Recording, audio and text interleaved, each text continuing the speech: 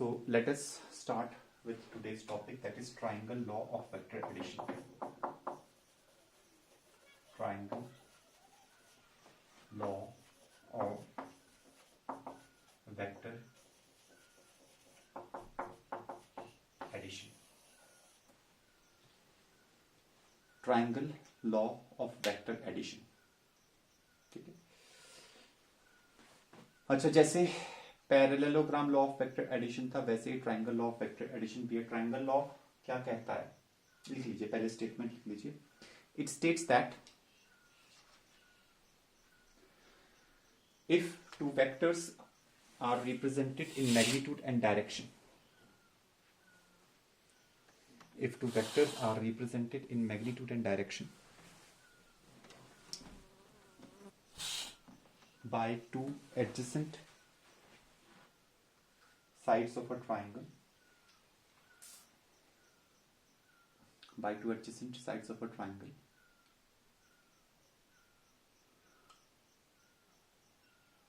then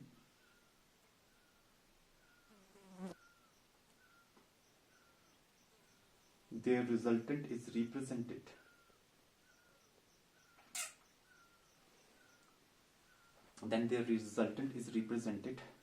by the third side of the triangle but taken in opposite order. Then their resultant is represented by the third side of the triangle but taken in opposite order.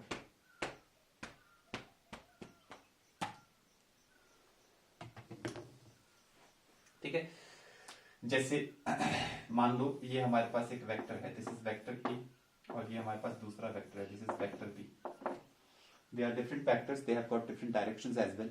Okay, now if these two vectors if we use them, अच्छा हमने पढ़ा था last class में कि vectors को हम parallelly shift कर सकते हैं. Why? Because their direction doesn't change as well as their magnitude doesn't change, so we can shift vectors parallelly. There is no issue in that. Okay, so let us suppose मैंने vector A को थोड़ा आगे shift किया, यहाँ direction और magnitude same रखा. फिर ये वेक्टर बी को हमने थोड़ा यहाँ शिफ्ट किया ऐसे.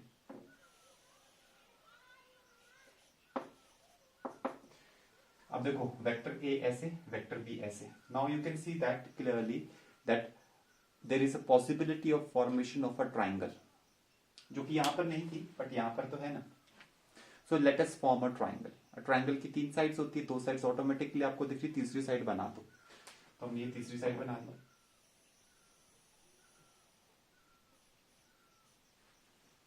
But this is in the opposite direction. ठीक है, हमने क्या बोला, स्टेटमेंट क्या है, if two vectors are represented by the two sides of a triangle taken in same direction, taken in same order भी बोल सकते हैं, taken in same order, तो A and B, then their resultant, this is the resultant, then their resultant is represented by the third side of the triangle but taken in opposite order. Opposite order means this is A, this is B, तो opposite order मतलब ये इस तरफ को है, तो R is A plus B. इस तरीके से हम कह सकते हैं. Now I was just telling you कि ट्रायंगल लॉ और पैरेललोग्राम लॉ अलग अलग नहीं है, दे आर सेम. हाउ? देखो ऐसा है, पैरेललोग्राम लॉ में पैरेललोग्राम बनता था फिगर, और ट्रायंगल लॉ में ट्रायंगल बन रहा है. अगर मैं यहाँ पर एक छोटा सा काम करूं, इस वेक्टर बी को पीछे की तरफ यहाँ शिफ्ट कर दूं, या पीछे से जो हमने आगे शिफ्ट किया था वेक्टर बी, उसको सिर्फ यहां तक ही शिफ्ट कर, सिर्फ इतने तक ही शिफ्ट कर, और यहां से अगर ऐसे करके ज्वाइन करूं, तो देखो पैरेललोग्राम बन गया. जो कल बनाया था ना पैरेललोग्राम, लास्ट क्लास में बनाया था पैरेललोग्राम, वही पैरेललोग्राम बन गया देखो. ठीक है ना. तो अब डिपेंड करता है कि आप वेक्टर बी को यहां रखते हो तो ये ट्रायंगल बनता है, अगर आप इसको यहां रखते हो तो पैरेललोग्राम बनता है. पैरेललोग्राम का जो डायगोनल है वो आर है, और इस ट्रायंगल की जो तीसरी साइड है वो भी आर है. One and the same thing. ठीक है, तो ऐसा है कि यहां से अभी हम इसको फिलहाल मिटा देते हैं. ठीक है, क्योंकि ये तो जस्ट मैं आपको बता रहा था कि ट्रायंगल लॉ और पैरेललोग्राम लॉ, इन दोनों में कोई फर्क नहीं है, they are one and the same thing, result सब कुछ सेम आएगा. ठीक है, let's go for the proof quickly. Vector A की डायरेक्शन ये है, और वेक्टर बी की डायरेक्शन ये है, this is the angle between them, angle between vector A and vector B, ठीक है, ए एंड बी। नाउ अब हम यहां से क्या करते हैं, यहां से हमने इसको इस तरीके से कुछ नाम रख देते हैं, चलो यहाँ पे ना, जैसे ये हो गया O, this is P, this is Q और ये M, ये हमने ऐसे करके नाम रख दिया, ठीक है। अच्छा, ये जो आपके पास है ये OP की लेंथ ये A के बराबर है, ये PQ की लेंथ ये B के बराबर है, और OQ की लेंथ ये R के बराबर है। हमें ये R लेंथ निकालनी है, तो हम क्या करेंगे, जो सबसे बड़ा राइट एंगल ट्रायंगल आपको दिख रहा है उसमें पाइथागोरस थ्योरम लगा दीजिए आप। कौन सा ट्रायंगल है, OQM, तो यहां लिख दीजिए ट्रायंगल OQM में पाइथागोरस थ्योरम। पाइथागोरस थ्योरम के हिसाब से आपके पास हाइपोटेन्यूज है OQ, तो OQ square is equal to base है OM, तो OM स्क्वायर प्लस यहाँ पे QM स्क्वायर, इस तरीके से आप लिख सकते हो, ठीक है। अच्छा, अभी काफी हद तक सेम ही होने वाला है, ठीक है। ये OQ कितना है, इसका लेंथ कितना है R, वेक्टर R का जो मैग्नीट्यूड है, रिजल्टेंट का जो मैग्नीट्यूड है, तो R square. What is OM, OM can be written as OP plus PM, so you can write it as OP plus PM whole square plus QM as it is रहने दो। अच्छा, तो vector R square is equal to OP is what, OP is A, PM अभी हमें नहीं पता, तो A plus PM whole square plus QM whole square. Now what we will do, ये वाला जो ट्राइंगल है PMQ, छोटे वाला राइट एंगल ट्राइंगल, इसको ले लेते हैं, ठीक है। तो इन ट्राइंगल PMQ, इसमें आप cos थीटा sin थीटा निकालो। cos theta is base upon hypotenuse, base is PM upon hypotenuse is PQ, ठीक है। What is this PQ, this is B, तो यहाँ पे B लिख दो, तो PM अपॉन B आ जाएगा, B को यहाँ मल्टीप्लाई करो तो आपके पास आ जाएगा PM is equal to B cos theta. ये वहां डालने के काम आएगा, देखो यहाँ PM है, ये यहाँ डालेंगे, ठीक है। इसी ट्राइंगल में sin थीटा भी ले लीजिए आप। sin थीटा आपको पता है वो होता है परपेंडिकुलर अपॉन हाइपोटेन्यूज, तो इस ट्राइंगल में परपेंडिकुलर है QM, हाइपोटेन्यूज है PM, सॉरी PQ, तो QM upon PQ is what, QM upon PQ is your B, इस B को यहां मल्टीप्लाई करो तो QM is equal to B sin theta.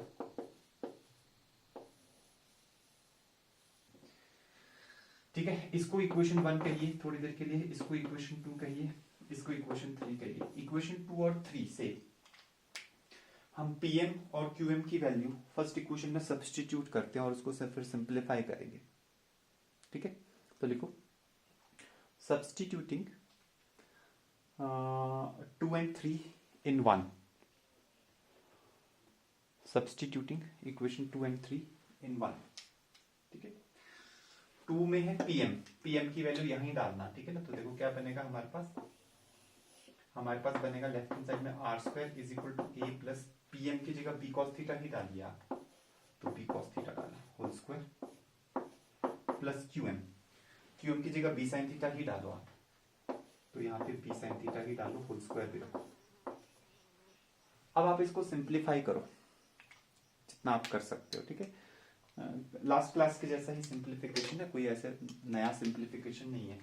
जैसे ये A प्लस ये सारा का सारा B, A plus B whole square का फॉर्मूला लगा लो, जैसे A square plus B square plus 2AB होता है ना, तो लगा लो, तो ये आ जाएगा A स्क्वायर प्लस इसका स्क्वायर, किसका B cos थीटा का पूरे का square plus 2 times A into B into cos theta plus B square sine square theta, जब इसको स्क्वायर करेंगे, ठीक है माय डियर स्टूडेंट्स। अब क्या करना है, अब R square left hand side में रहने दो, यहाँ पर A स्क्वायर, इसमें से और इसमें से B स्क्वायर कॉमन आ सकता है, क्योंकि हम लोग जब इसको करेंगे ओपन तो B square cos square theta आएगा, तो यहाँ से B स्क्वायर और वहां से लास्ट वाली टर्म से B स्क्वायर कॉमन ले लो, ठीक है। अंदर जो आपके पास बचेगा वो बहुत जानी पहचानी चीज है, that is cos square theta plus sine square theta, plus 2ab cos theta, ये ऐसे करके आ गया, ठीक है। अच्छा, cos square theta plus sine square theta is what, it is 1, cos square theta plus sine square theta is 1, तो आपके पास क्या आ जाएगा, R square is equal to A square plus B square, ये तो 1 हो गया, प्लस 2ab cos थीटा, ये आ गया हमारे पास, स्क्वायर रूट कर दो इसका, ठीक है। तो r is equal to square root of this entire quantity, देखो वही रिजल्ट आ गया, वही मैं आपको कह रहा था, इट इज जस्ट रेपिटेशन, थोड़ा सा डायग्राम अलग बनता है ट्राइंगल लॉ में और थोड़ा सा पैरेललोग्राम लॉ में, ऐसा लगता है वैसे भी कि डायग्राम अलग है, वैसे तो वो भी सेम ही होता है, थोड़ा सा b को यहां रख दोगे तो पैरेललोग्राम बन जाएगा। तो basically triangle law and parallelogram law are one and the same thing, तो दोनों में से कोई एक जो है, पैरेललोग्राम लॉ पे आपके अच्छी पकड़ होनी चाहिए क्योंकि ज्यादातर वही आता है, ठीक है। ट्राइंगल लॉ भी क्वाइट इंपॉर्टेंट है, ठीक है। अब ये एक्सप्रेशन आ गया, इस एक्सप्रेशन से रिलेटेड जितने भी स्पेशल केसेस है वो सबके सब हम एक एक करके करने लग जाते हैं, जैसे हमने लास्ट क्लास में भी किए थे, क्योंकि क्विक रिवीजन भी हो जाएगा।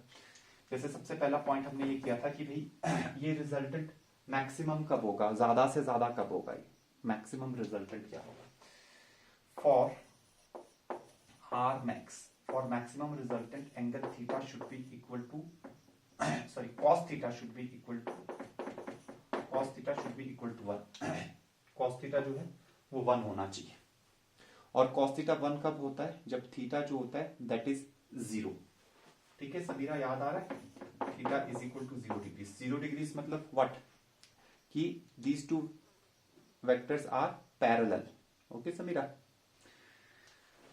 हाँ, तो इसका मतलब है दोनों वेक्टर्स पैरेलल होंगे। मैं डायग्राम नहीं बना रहा हूं यहाँ पे, फटाफट से यहाँ पे डाल देते हैं, cos थीटा 1 डाल दो तो आपके पास मैक्सिमम रिजल्टेंट की वैल्यू आ जाएगी, that will come out as A square plus B square plus 2ab का under root, this will be a plus B whole square का अंडर रूट और square cancel, this will come out as a plus b, तो maximum जो resultant आ गया that is a plus b। cos theta को हमने 1 डाला और मैक्सिमम रिजल्टेंट जो हमारे पास आया that is our a plus B आ गया, ठीक है। लास्ट क्लास में भी आया था, ठीक है। मिनिमम के लिए करते हैं, आर मिनिमम, मिनिमम रिजल्टेंट कब आएगा, जब cos थीटा की मिनिमम वैल्यू होगी, वो कितनी होती है, -1, -1 होती कब है, cos थीटा की वैल्यू 180 डिग्रीज पे होती है, ठीक है। तो आप यहाँ पे लिख सकते हैं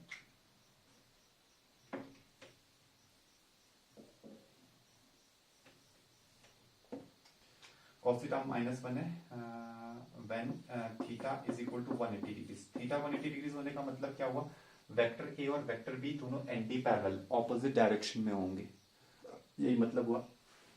यहाँ पे 180 डालेंगे cos थीटा -1 आ जाएगा, वही काम करते हैं तो मिनिमम रिजल्टेंट निकाल लेते हैं, that will be a square plus B square minus 2ab का under root, a square plus B square minus 2ab का under root, that will be nothing, it will be a minus b का whole square, under root of that, under root से square cancel, it will come out as a minus b का mod लगाना मत भूलना, क्यों, क्योंकि कल भी मैंने आपको बताया था, हो सकता है ये a और b देखो मैग्नीट्यूड्स है तो फाइनल जो, और ये मिनिमम रिजल्टेंट भी मैग्नीट्यूड वाइज ही आएगा तो वो पॉजिटिव ही आएगा, ठीक है।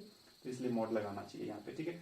तो तीसरा पॉइंट क्या था, अगर आपको याद हो कि resultant is always less than और equal to its maximum, greater than और equal to its minimum, so its minimum is a minus b का mod, its maximum is a plus b, तो it is between a minus b का mod and a plus b, resultant की जो value है that is between these two values, ठीक है। ये सब चीजें हमने पढ़ी थी, आज हम क्वेश्चंस करेंगे इनके ऊपर, ठीक है। फिर चौथे नंबर पे हमने क्या बोला था, हाँ, if vector a is perpendicular to vector b, तो थीटा हमारे पास कितना हो जाएगा, 90 डिग्री हो जाएगा, cos 90 आप में से किसी ने बताया था कि 0, तो ये टर्म 0 हो जाएगी, तो आपके पास जो रिजल्टेंट आएगा that will be a square plus b square का under root, this will be our result, ये ऐसे करके आ जाएगा, ठीक है। And the last thing, point number 5, कि डायरेक्शन, अगर हमें इस रिजल्टेंट की डायरेक्शन को स्पेसिफाई करना हो तो हम कैसे स्पेसिफाई कर सकते हैं, ठीक है। तो तो ये रिजल्टेंट है। अगर हमें इसकी डायरेक्शन को स्पेसिफाई करना है तो हमें ये एंगल जो समृद्धि आप बोल रहे थे, तो हमें ये वाला एंगल निकालना चाहिए। वेक्टर ए के साथ ये एंगल निकाल दो, या फिर वेक्टर बी के साथ भी निकाल सकते हैं, वो कुछ और होगा, बीटा मान लो उसको। दोनों में से कुछ भी निकाल लो, कोई एक ही निकाल लो। दो दो निकालने की आवश्यकता नहीं है कि दोनों ही निकालने हैं, ऐसा भी जरूरी नहीं है। दोनों में से कोई एक ही निकालो, ठीक है। तो alpha is the angle with what? Alpha is the angle with the vector A. तो हम अल्फा कैसे निकालें? तो पता क्या करते हैं, ये जो बड़ा ट्रायंगल है ओ एम क्यू, इसमें हम tan अल्फा ले लेते हैं। ट्रायंगल ओ एम क्यू में tan alpha,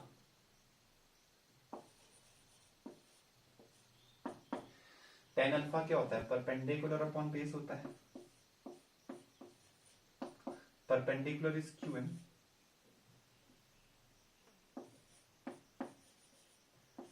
upon base is OM. What is QM? QM जो यहां से मैंने मिटाया, वहां पे हमने क्यूएम निकाला था, that was, you can see carefully, it was B sine theta. And what is ओएम?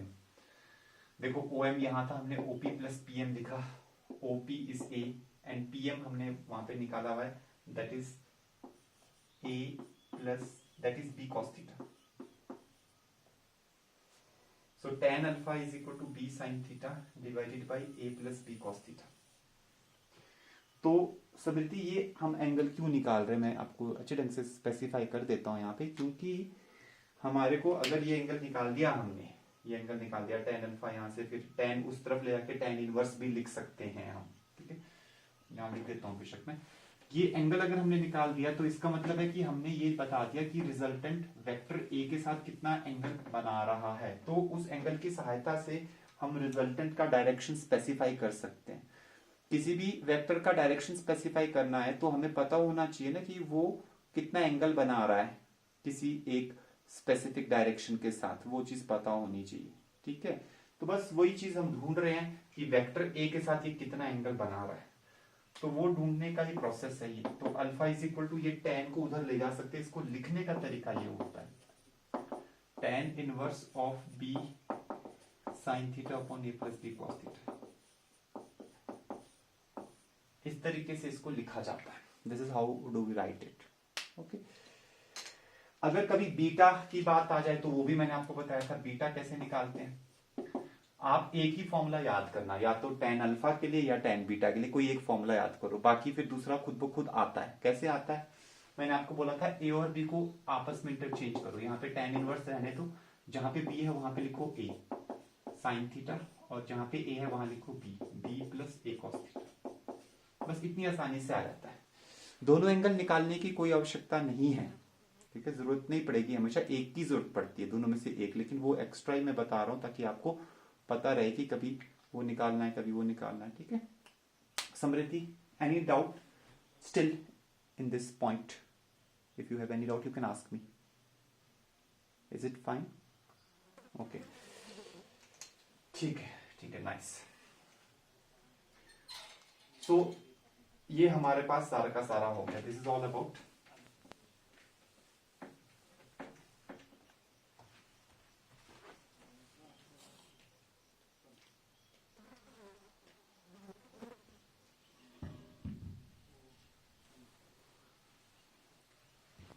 अब हम जरा कुछ क्वेश्चंस करते हैं। अच्छा, क्वेश्चंस जो हैं ट्रायंगल लॉ और parallelogram law of vector addition पे ऐसे कोई स्पेसिफिक नहीं आते कि भैया ट्रायंगल लॉ से ही सॉल्व करना या पैरेललोग्राम लॉ से ही सॉल्व करना। आपकी इच्छा, आप कैसे भी सॉल्व कर सकते हो, इट्स योर विश, ठीक है। जो आपको ठीक लगे, ठीक है, उस तरीके से क्वेश्चंस को सॉल्व किया जा सकता है। जैसे लिखिए, फर्स्ट क्वेश्चन लिखिए,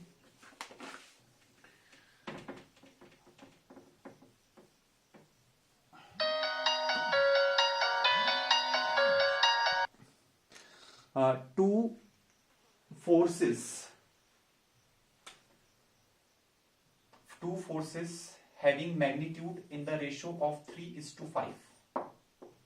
Two forces having magnitudes in the ratio of 3:5 are inclined at an angle of 60 degrees to each other.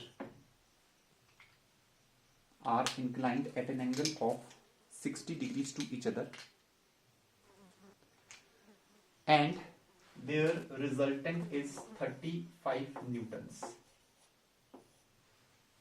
And their resultant is 35 newtons. Two forces whose magnitudes are in the ratio of 3:5. They are inclined at an angle of 60 degrees to each other and their resultant is 35 newton. Full stop. अब लिखिए find out the magnitude of each force. Find out the magnitude of each force. Second part.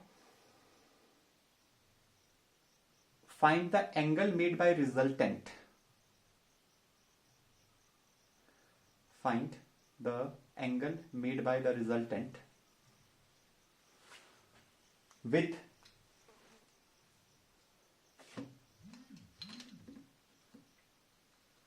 find the angle made by the resultant with both the forces. Find the angle made by the resultant with both the forces. दोनों forces के साथ वो क्या क्या angle बनाएगा resultant, वो भी बताना. ठीक है. अच्छा जी, चलो स्टार्ट करते हैं, जरा सॉल्यूशन बनाते हैं इसका. देखो दो फोर्सेस हैं 3:5 के रेशो में हैं. एक थोड़ा बड़ा फोर्स होगा और एक थोड़ा छोटा फोर्स होगा. अभी रेशो दिया है ना, तो आप इस एक फोर्स को 5x मान लो ये F1 फोर्स, इसको 5x मान लो और F2 फोर्स को 3x मान लो. बिकॉज 3x और 5x का जब रेशो लेंगे तो 3:5 आएगा, क्योंकि वो रेशो गिवन है. ऐसा नहीं लिखा है कि एक फोर्स 3 न्यूटन का है दूसरा 5 न्यूटन का, ऐसा कुछ लिखा नहीं है. Ratio is given. ठीक है. दोनों के बीच का एंगल भी गिवन है, दैट इज 60 डिग्रीज. और दोनों का रिजल्टेंट भी आपको गिवन है, दैट इज 35. तो रिजल्टेंट ऐसे होगा, दिस विल बी 35 न्यूटन. ठीक है. तो अभी क्या करना है हमारे को, किसी भी तरीके से ये x निकालना है. x निकाल देंगे तो F1 F2 आ जाएगा. तो हम लोग अपना सिंपल वो वाला मेथड लगा देते हैं, सिंपल फॉर्मूला.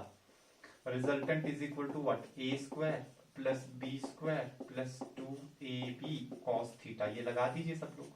रिजल्टेंट 35 है, यहाँ लिख दो 35 इज इक्वल टू a और b की वैल्यू, a ये F1 डाल दो, b ये F2 डाल दो. तो यहाँ पे आ जाएगा 5x का होल स्क्वायर प्लस 3x का whole square plus 2 multiplied by 5x multiplied by 3x multiplied by cos of 60 का अंडर रूट. समीरा कितना होता है cos 60, बताओ जरा आप. cos 60 कितना होता है? तब तक मैं बाकी कैलकुलेशंस करता हूं.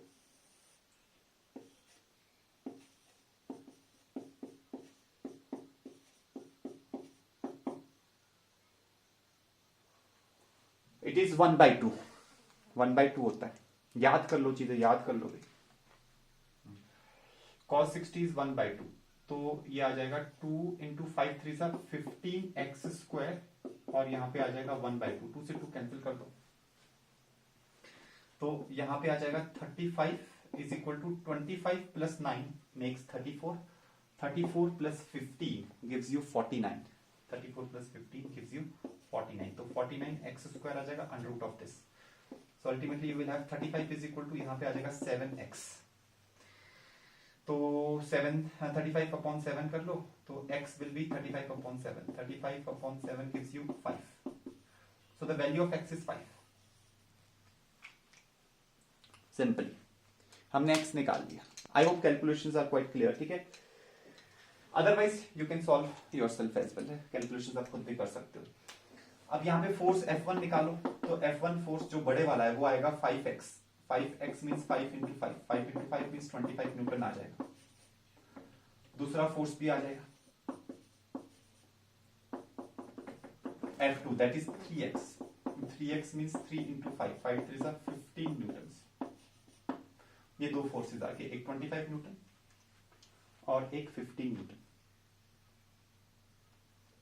ठीक है. तो फर्स्ट पार्ट हमारा ये खत्म हो गया. उन्होंने क्या पूछा था कि find out the two forces. तो वो जो दो फोर्सेस थे वो दोनों हमने निकाल दिया. और भी पूछा उन्होंने, ये पूछा है कि जो रिजल्टेंट है, जो ये 35 न्यूटन वाला रिजल्टेंट जो है, ये एंगल कितना बना रहा है दोनों फोर्सेस के साथ. मतलब अल्फा भी पूछ रहे हैं, बीटा भी पूछ रहे हैं, दोनों ही पूछ लिया इस बार. तो ऐसे पूछ सकते हैं, they can ask you right like that, ठीक है, तो ऐसे पूछ सकते हैं। तो ये एंगल कितना बना रहा है, तो आपको वो फॉर्मूला एंगल वाला वो भी याद होना चाहिए आपको फॉर्मूला, ठीक है। तो मैं यहाँ पे लिख देता हूं, जैसे tan अल्फा वाला जो होता है वो होता है b sin theta divided by a plus b cos theta, इस तरीके से होता है, ठीक है। थीटा यहाँ 60 डिग्रीज है, a और b ये जो फोर्स है, क्योंकि ये अल्फा निकाल रहे हैं ना हम, तो ये a है, और ये जो है F2 ये b है, ये भी पहचानना होता है आपको, ये a है ये b है, और आपका अल्फा ये वाला एंगल है। तो अब आप यहाँ पे निकाल लीजिएगा, स्टैंडर्ड एंगल तो नहीं आ रहा वैसे, दिख ही रहा है। b है आपके पास 20, पहले b है आपके पास 3x that is 15 into sine 60 divided by a is 25 plus b is 15 into cos 60, sine 60 √3/2, cos 60 1/2, ठीक है। डाल दो यहाँ पे, ये आ जाएगा 15 sine 60 is √3/2 upon 25 plus 15 cos 60 is 1/2। इसको सिंप्लीफाई कर दो, थोड़ा सिंप्लीफाई किया जाए, ऊपर 15 इंटू √3/2 एज इट इज, नीचे एलसीएम ले लो, 25 टू सा, यहाँ पे 2 है ना, 25 टू सा ये आ जाएगा 50 प्लस 15 होल डिवाइडेड बाई 2, 2 से 2 कैंसिल, तो आपके पास आएगा 15 √3 डिवाइडेड बाई 50 प्लस 15 कितना होता है 65 होता है, तो 5 3 सा 5 13 5 सा 65 होता है, 13 सा, तो आपके पास क्या आ रहा है, आपके पास आ रहा है 3 √3/13, tan alpha is coming out as 3 √3/13. What does it mean? It means that alpha is equal to tan inverse of this, जो मैंने आपको सिखाया ना, alpha is equal to what, alpha is equal to tan inverse, इस tan को उधर ले जाओ, लिखने का तरीका है, अल्फा एंगल को लिखने का तरीका है और कुछ नहीं है, 3 √3/13, this is how we write it, because it is not a standard angle, it is not a standard angle, तो हम इसको सिंपली ऐसे लिख देते हैं, बाकी और कोई खास बात नहीं इसमें, नथिंग एल्स, ठीक है। अच्छा Samriddhi, is it fine, did you got it, ठीक है, ओके। अब जो है बीटा भी निकाल लेते हैं जरा, वो भी हमारे पास ऐसे नहीं आएगा, फिक्स्ड एंगल स्टैंडर्ड एंगल नहीं आएगा, ऐसे आएगा, ठीक है। तो मैंने क्या कहा आपको कि बीटा निकालने के लिए आपको कोई ज्यादा नहीं, बस आप एक ही फॉर्मूला tan अल्फा का याद रखो, बीटा के लिए आप खुद ब खुद आ ही जाएगा, ठीक है। ए और बी को इंटरचेंज करना है, बी की जगह ए कर दो, तो ये आ जाएगा a sine theta upon b plus a cos theta,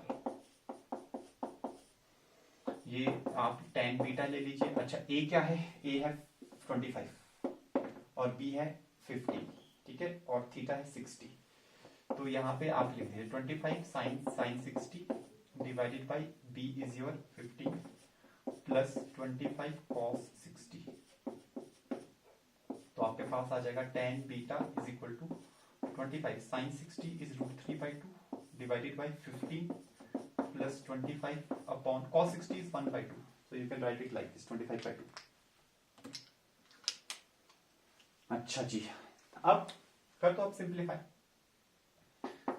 ऊपर तो रहने दो 25 √3/2 को रहने दो ऊपर, नीचे एलसीएम वगैरह ले लो, 15/1 लिखो इसको, तो एलसीएम आएगा 2, 15 2 सा 30, यहाँ आएगा 30 प्लस 25/2, 30 प्लस 25/2, तो 2 से 2 कैंसिल, 30 प्लस 25 55 हो गया, so 25 √3 अपॉन 55, 5 11 सा 5 5 सा, so you will have it as tan beta is equal to 5 √3 upon 11,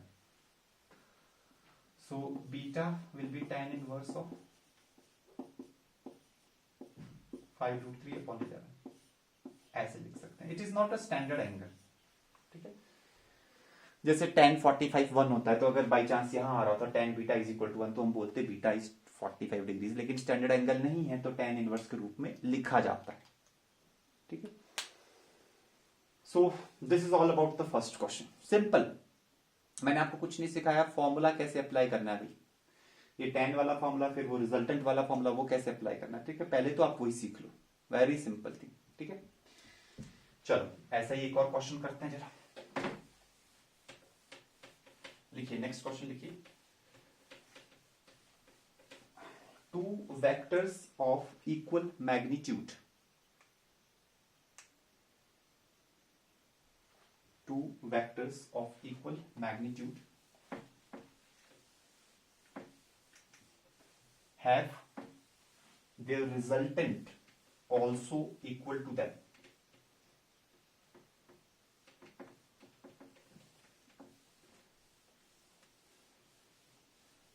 Have their resultant also equal to them.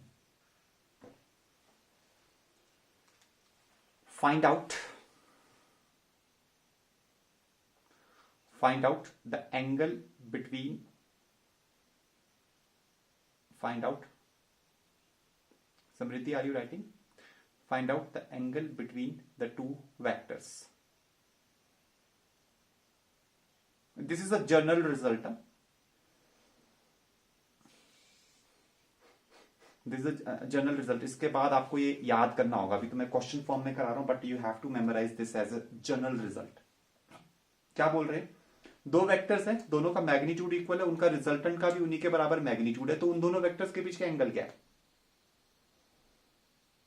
जैसे मान लो लेट, है ना, सॉल्यूशन नंबर 1, फर्स्ट सॉल्यूशन जो हम कर रहे हैं वो हम न्यूमेरिकल वे में कर रहे हैं, थियोरेटिकल वे में नहीं। फिर नेक्स्ट हम थोड़ा सा थियोरेटिकली और थोड़ा सा ग्राफ डायग्राम से सॉल्व कर लेंगे, ठीक है। Let vector A and vector B का जो मैग्नीट्यूड है that is equal to X, ऐसे मान लो। वेक्टर ए और वेक्टर बी का मैग्नीट्यूड एक्स है और वही रिजल्टेंट भी है, रिजल्टेंट का मैग्नीट्यूड भी एक्स ही है। वेक्टर ए, वेक्टर बी और रिजल्टेंट तीनों बराबर है भाई। अच्छा, तो अपने पास तो वो फॉर्मूला है रिजल्टेंट का फॉर्मूला, उसी में लगा दो a square plus B square plus 2ab cos theta, ये फॉर्मूला है। इसमें a b और r को x डाल दो, r को x डालो, a और b को भी राइट हैंड साइड में x डाल दो, तो यहाँ पे आ जाएगा x square plus 2 into X into X, so 2x square cos of theta. We have to find out theta somehow, हमें थीटा निकालना है because theta is the angle between those two vectors a and b, ठीक है। अच्छा जी, चलो squaring कर दो दोनों साइड, तो रूट हट जाएगा, तो एक्स स्क्वायर यहाँ पे बन गया, यहाँ पे राइट हैंड साइड में x square plus x square, it will B 2x square plus 2x square cos theta, ये ऐसे आ जाएगा, ठीक है। चलो बढ़िया बात होगी। इस 2x स्क्वायर को इधर ले आओ, सब्ट्रैक्ट हो जाएगा, तो x square minus 2x square that will be minus x square is equal to 2x square cos theta. यहाँ से ये डिवाइड कर दो, तो x स्क्वायर से x स्क्वायर कैंसिल हो जाएगा, तो -1/2 आ जाएगा, तो आपके पास क्या आ गया, cos थीटा इज -1/2। अब यहां से आपको ये पता होना चाहिए कि cos थीटा की वैल्यू -1/2 कब होती है। Samira, do you know cos theta की वैल्यू -1/2 कब होती है। देखो आपको ये चीज पता होनी चाहिए कि cos ऑफ 120 डिग्रीज, ये हमने किया है। Samira ready, cos of 120 degrees is actually -1/2, this is what you must know, ठीक है। एकदम बिगिनिंग में जब हमने बेसिक मैथमेटिक्स में हमने बेसिक ट्रिग्नोमेट्री किया था, तो वहां पर ये हमने किया है। तो cos ऑफ 120 डिग्रीज इज -1/2, तो इसका मतलब जो एंगल थीटा है दैट इज 120 डिग्रीज। इसका मतलब जो दो वेक्टर्स है a एंड b, उनके बीच का जो एंगल है वो 120 डिग्रीज होगा, that will B 120 degrees. 120 degrees को आप रेडियंस के टर्म्स में भी लिख सकते हैं, it is 2π/3, pi is 180 degrees, pi radians is equal to 180 degrees, तो इट इज 2π/3, ऐसे भी लिखा जा सकता है। अच्छा, ये तो हो गया एक सॉल्यूशन, इसमें हमने सीधा mathematically we have solve the question, maths use किया, प्योर मैथ्स, ठीक है। अब फिजिक्स के क्वेश्चन सॉल्व करने डेफिनेटली मैथ्स यूज होगा, ठीक है, लेकिन कंसेप्चुअली भी सॉल्व कर सकते हैं। फिजिक्स के क्वेश्चंस थ्योरेटिकल क्वेश्चंस माने जाते हैं, तो कंसेप्चुअली भी सॉल्व कर सकते हैं। कैसे, क्वेश्चन में इंफॉर्मेशन क्या दी है कि दो वेक्टर्स हैं, दोनों का मैग्नीट्यूड बराबर है और रिजल्टेंट भी उनके बराबर है, उन दोनों के बीच में एंगल क्या होगा। अभी मान लो आपके पास एक वेक्टर इधर है, ये वेक्टर ए है, इसका मैग्नीट्यूड आपने माना x, ये x माना आपने। अच्छा, दूसरा वेक्टर आपके पास ये है। अब आपने जब आप डायग्रामेटिकली, सेकंड सॉल्यूशन बता रहा हूं मैं आपको, सॉल्यूशन नंबर 2, जब आप डायग्रामेटिकली बना रहे हैं तो आपको डायग्रामेटिकली ये बनाना होगा इस तरीके से कि ये लेंथ और ये लेंथ आपको दिखाई दे कि हाँ बराबर है भाई। तो mod of A is x, तो यहाँ पे मॉड ऑफ b वो भी x ही है।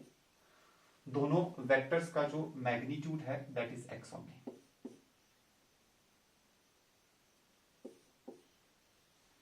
ठीक है, तो दोनों वेक्टर्स जो है उसका जो मैग्नीट्यूड है दैट इज x, दोनों वेक्टर्स के का मैग्नीट्यूड x है।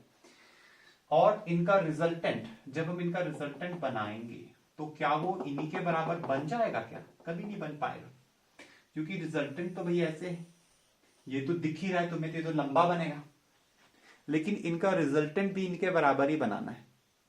तो हम क्या करते हैं, इन दोनों वेक्टर्स के बीच में ये जो एंगल है, इस एंगल को अगर बढ़ाया जाए, इंक्रीज किया जाए, कैसे इंक्रीज किया जाए, यहाँ पे वेक्टर ए ऐसे रखा जिसका मैग्नीट्यूड x है, और इस वाले वेक्टर को, इस वेक्टर बी को थोड़ा घुमाया। जब हम इसको घुमाएंगे और ऑब्ट्यूस एंगल करेंगे इनके बीच में, दोनों वेक्टर्स के बीच में ऑब्ट्यूस एंगल करेंगे, तो एक पॉसिबिलिटी नजर आती है कि रिजल्टेंट जो है, जो कि ये है, तो एक पॉसिबिलिटी, अब आपको भी लग रहा होगा, थोड़ा सा देख के लग रहा होगा कि हाँ भाई ये जो रिजल्टेंट है इसका जो मैग्नीट्यूड है वो भी x नजर आ रहा है।